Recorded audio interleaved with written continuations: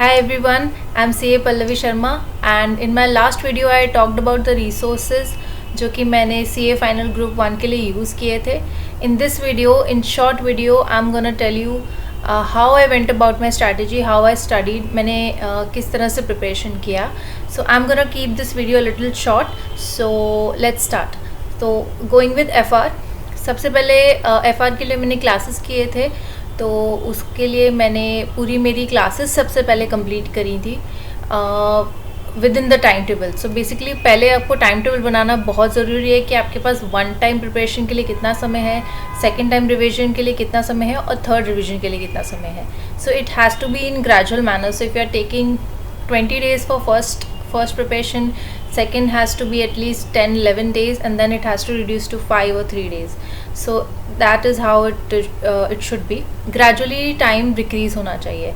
So for my FR I did my classes और classes करते करते मैं सारे sum solve करते गई थी and I kept marking the points जो important थे या जो समझने में मुझे थोड़ी difficulty हुई थी या कोई ऐसा important point जो एग्ज़ाम में आने के chances हैं, तो वो मैं साइड बाय साइड मार्क करते गई थी in my first preparation initially he.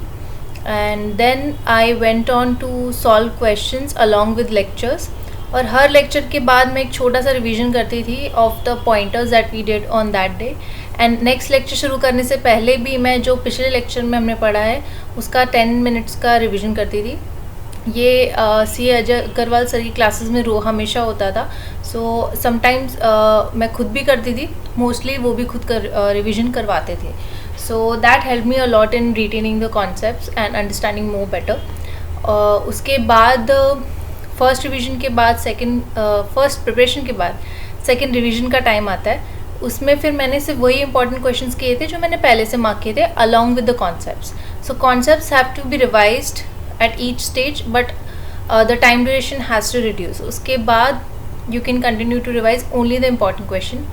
and third revision में भी यही हुआ था. important questions में से भी जो कुछ questions ऐसे हैं जो ज़्यादा difficult हैं, जो नहीं लग रहा है कि easily हो पाएंगे, वो questions करने हैं along with concepts. so that's how I did my FR.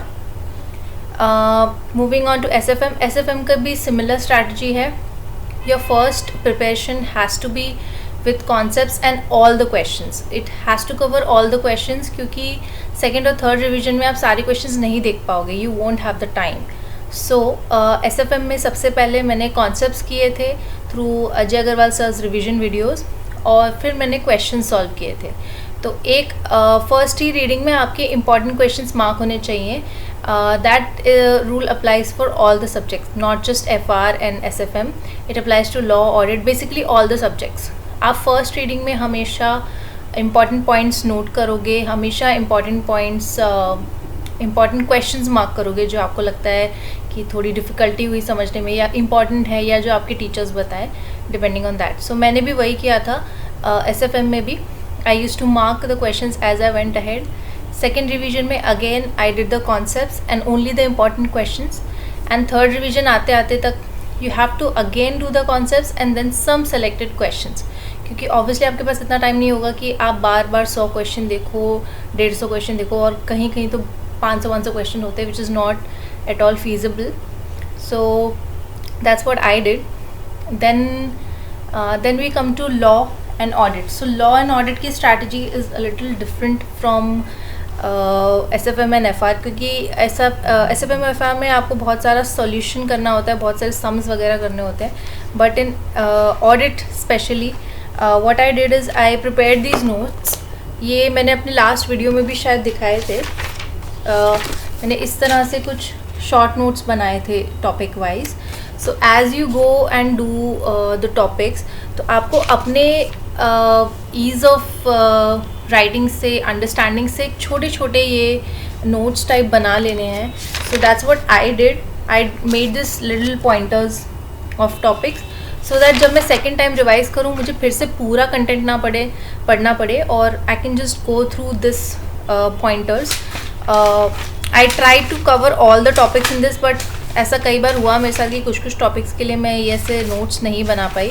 But even then very precise pointers marked होने चाहिए आपके मॉड्यूल में. अगर आप मॉड्यूल से पढ़ रहे हो या अगर आप कोई और बुक से पढ़ रहे हो it has to be marked in the first reading itself. तो इस तरह से मैंने छोटे छोटे पॉइंटर्स बनाए थे जो मुझे बहुत हेल्प करे ड्यूरिंग रिवीजन। और क्वेश्चंस वगैरह मैंने सब मॉड्यूल से सॉल्व किए थे, and by module I mean module and as you go ahead mock test papers भी आते हैं, वो मैंने सारे सॉल्व किए थे। सोल्यूशन का टाइम नहीं भी मिला था तो भी मैंने गो थ्रू किए थे कि क्या क्वेश्चंस हैं, उनके क्या आंसर्स होने चाहिए, and then I used to check oh इसका आंसर यही है। अनफॉर्चुनेटली मुझे राइटिंग प्रैक्टिस नहीं मिल पाई थी ज़्यादा ऑडिट एंड लॉ के लिए, बट ये गलती आप मत करिएगा।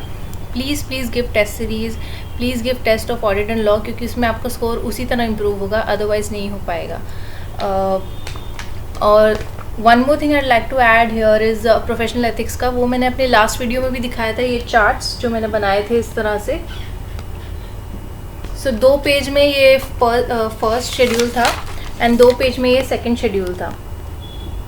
तो any time I had to revise, I just had to quickly go through these 2 pages and मेरा क्लॉजेज एक बार में रिवाइज हो जाता था। It help me recollect a lot in exams. मुझे बहुत क्लियरली एग्जाम में याद आ रहा था कि ये क्लॉज नंबर लिखना है या क्या क्लॉज नंबर लिखना है और कौन सा पार्ट है, क्योंकि I could remember this chart in my head. So अगर आप भी ऐसा कुछ चार्ट अपने ईज से कुछ बनाना चाहें या बना सकते हैं, प्लीज़ बनाइए, because it's gonna help you revise. And ये सिर्फ 10 या 15 मिनट लगते हैं इसको रिवाइज करने। Every night you can just go through this once, revise it, और it helps you in recollecting. So that's what help me in professional ethics. और इस तरह से मैंने ऑडिट की प्रिपरेशन की थी। So first of all notes बहुत ज़रूरी हैं। अगर आप बना सकते हो ग्रेट, अगर नहीं बना सकते तो एटलीस्ट पॉइंटर्स मार्क्ड होने चाहिए आपके स्टडी मटेरियल में जो भी आप रेफ़र कर रहे हो। एंड सेकेंडली, अगर आप ऐसे कुछ चार्ट्स वगैरह बना सकते हो for some topics, then that's also great, क्योंकि it helps you in remembering, recollecting. और ऑडिट में एक और चीज़ है कि you have to keep revising. अगर आपने 1 महीने पहले कुछ पढ़ा है और आप फिर 1 महीने का गैप दे रहे हो और फिर उसके बाद सडनली रिवाइज करने बैठे हो, it's going to be difficult. So what I did is कि मैं डेली 1 आवर या 1.5 आवर ऑडिट को देती थी, irrespective of how my plan is. So 1.5 hour daily was given to audit and 2 hours were daily given to law. और इस तरह से मैं रिवाइज करते गई पढ़ते गई। अगर कोई टॉपिक मुझे ऐसा लगता था अरे बहुत दिन हो गए, आई नीड टू रिवाइज, तो I used to again look at it. So it helped me in revising and retaining the concepts, और इससे काफ़ी मदद हुई। So you have to keep on revising in audit and law, and you have to allot कुछ 1 घंटा दिन में आपको पढ़ना ही पढ़ना है, ऑडिट एंड लॉ स्पेशली, क्योंकि थ्योरी सब्जेक्ट्स ऐसे होते हैं कि यू कैन ईजिली फॉरगेट अगर आप जल्दी रिवाइज ना करो तो, और मेरे साथ ऐसा काफ़ी होता था। So you have to keep revising daily 1 घंटा for audit, daily 2 hours for law या whatever, 2 hours for audit, 2 hours for law, जैसा आपकी कन्वीनियंस हो उसे आप इन अपने टाइम टेबल में लाइए and please revise it. For law के लिए भी मैंने ऑडिट की तरह ही स्ट्रैटेजी अपनाई थी। फर्स्ट रीडिंग में मैंने सारे जो भी प्रोविजन से सब पढ़े थे विद एक्सप्लेनेशन की क्या एप्लीकेबिलिटी है, क्या मतलब है, trying to remember it, recall it again and again, जो हम फर्स्ट प्रिपरेशन में करते हैं। देन सम्स नहीं, मतलब क्वेश्चन सॉल्व किए थे फ्रॉम मॉड्यूल। उसके बाद जब सेकेंड रिवीजन किया था तो मैंने फिर से प्रोविजन पढ़े थे and only those important questions जो मुझे लगता है कि हाँ चांसेस हैं या जो मुझे थोड़ा डिफ़िकल्ट लगे इन अंडरस्टैंडिंग, वो किए थे। वेरी इंपॉर्टेंट हियर इज़ कि आपको बार बार प्रोविजन को रिवाइज करते रहना है। जिस तरह से ऑडिट में नोट्स मैंने बताए थे आपको, उसी तरह आपको लॉ में भी बार बार रिवाइज करते रहने हैं provision, because it is very easy to forget. But one important thing in law is कि आपको हर बार सेक्शन नंबर लिखना ज़रूरी नहीं होता है। So my main focus was always on remembering the provision and the clause, but मैंने कभी numbers याद करने की इतनी ज़्यादा मेहनत नहीं की, क्योंकि फर्स्ट ऑफ अगर आप गलत लिख देते हो तो बहुत प्रॉब्लम हो जाएगी, पूरा क्वेश्चन गलत कर देंगे वो लोग। लेकिन अगर आप सही लिखते हो, great, you will get full marks. लेकिन अगर स्लाइड डाउट भी है कि 161 था कि 162, सो वो रिस्क मैं लेना ही नहीं चाहती थी कि मैं गलती से भी कहीं कुछ गलत मेंशन ना कर दूं। इसलिए मेरा फोकस कभी नंबर्स याद करने पे नहीं था। In law I was always focused on the provision कि what is the provision saying, क्या होना चाहिए, क्या आंसर होना चाहिए, उस वे में। And you have to have written practice for law उसकी प्रैक्टिस बहुत ज़रूरी है, क्योंकि पहले आपको प्रोविज़न लिखना होता है कि किस रेफरेंस में ये है, then you have to write the content of the question कि क्वेश्चन में क्या बोला गया है, और लास्ट में आपको अपना कंक्लूजन देना होता है with regards to the provision. So that is very important when answering law questions. तो मैंने रिवीजन भी उसी तरह किया था, हमेशा पहले प्रोविजंस पूरे पढ़े थे, देन क्वेश्चंस, एंड देन अगर कोई इंपॉर्टेंट क्वेश्चंस छूट गए या ऐसे लगता है कि दोबारा देखने चाहिए वो दोबारा. So anyways you have to focus on understanding the clauses and provisions first in law. और हर बार जब भी आप रिवाइज करो आपको फिर से सारे पढ़ने ही पड़ेंगे sections, because you can't avoid going through it again and again. जितना बार आप उसे रीड करोगे उतने ज़्यादा बार आप उसे रिटेन कर सकोगे. और even I don't have that chart with me. Oh, I do have that chart. तो एक ये शेड्यूल 5 जो है वेरी इंपॉर्टेंट इन लॉ, उसका एक चार्ट है जो शुभम सिंगल सर के एक वीडियो में है. तो वो चार्ट भी आप देख सकते हो, क्योंकि वो चार्ट ने मुझे बहुत हेल्प किया इन रिमेंबरिंग दीज सेक्शंस. और ऐसे उन्होंने एक चार्ट बनाया है शेड्यूल 3 के लिए, सॉरी शेड्यूल 5 के लिए.